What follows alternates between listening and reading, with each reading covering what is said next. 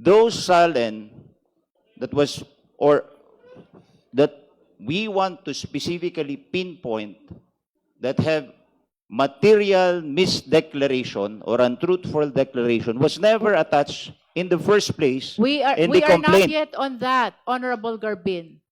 We We are were only on the existence of the SALNs. we were already through on that. We already approved, voted on the ultimate facts and the sufficiency in substance. And the annexes provided in the complaint, Madam Chair. So what we have here is an improvement of the complaint, of the complainant's evidence. Tayo yung nagpo-produce ng ebidensya which is not supposed to be the case.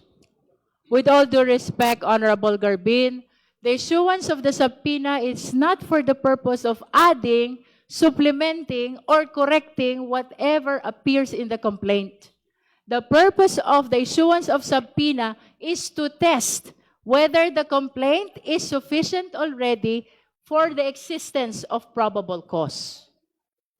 To aid the justice members in judging whether or not probable cause exists on the basis of the allegations in the complaint, including the attached documents. If I may, Madam Chair. The Honorable Chua.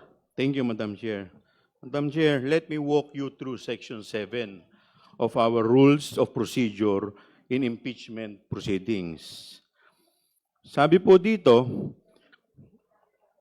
the committee shall conduct a hearing. The committee, through the chairperson, may limit the period of examination by members of the committee. The committee shall have the power to issue compulsory processes for the attendance of witnesses and the production of documents and other related evidence. So, yun po yung ginagawa po natin dito. This SALN, ito pong SALN na to ay pumapasok po dito po sa power ng committee. Hindi naman po tayo ang nagsasabi niyan. Ang nagsasabi po niyan ay ang ating rules.